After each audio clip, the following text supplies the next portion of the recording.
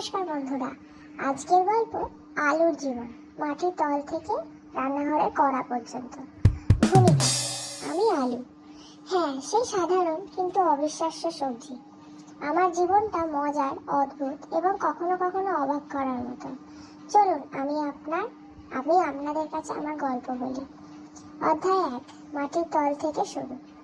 আমি যখন মাটির তলে জন্মাই তখন আমার মনে হয়েছিল আমি একদম সাধারণ, কিন্তু আমি জানতাম আমার মধ্যে এক ধরনের বিশেষত্ব আছে। অন্য সবজি যেমন টমেটো, গাজর বা বাঁধাকপি, তারা সবসময় সবার নজরে থাকে, কিন্তু আমি তো সাধারণ স্যালাডে থাকি। মাটির নিচে থাকতে থাকতে ভাবলাম একদিন তো আমাকেও বের হতে হবে। অধ্যায় 2, আলুর প্রথম উন্মোচন। একদিন কৃষক আমাকে তুললেন। আমি প্রথমবারের মতো আলো দেখলাম। ভাবলাম এটা তো একেবারেই নতুন অনুভূতি। এরপর আমার সাথে কিছু বন্ধুদের সাথে মেশার সুযোগ হলো। ফ্রেঞ্চ ফ্রাই, ভর্তা, আলুর চপ, এরা সবাই মজার। আমার মনে হলো আমি স্টার হয়ে গেছি। অধ্যায় 3, রান্নাঘরের অভিযান।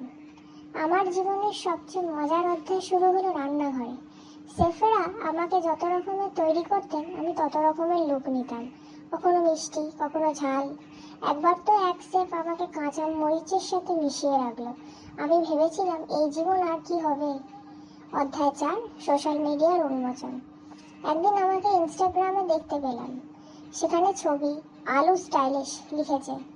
আমি ভেবেছিলাম এখন তো আমি আসলে celebrity.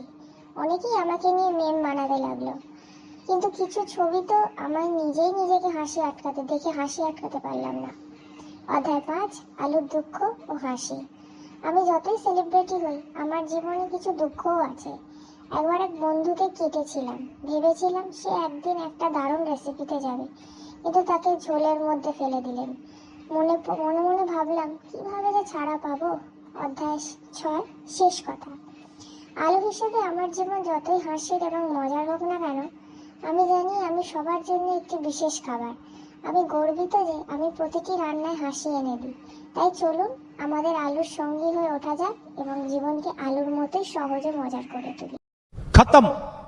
Bye bye, tata, goodbye, गया।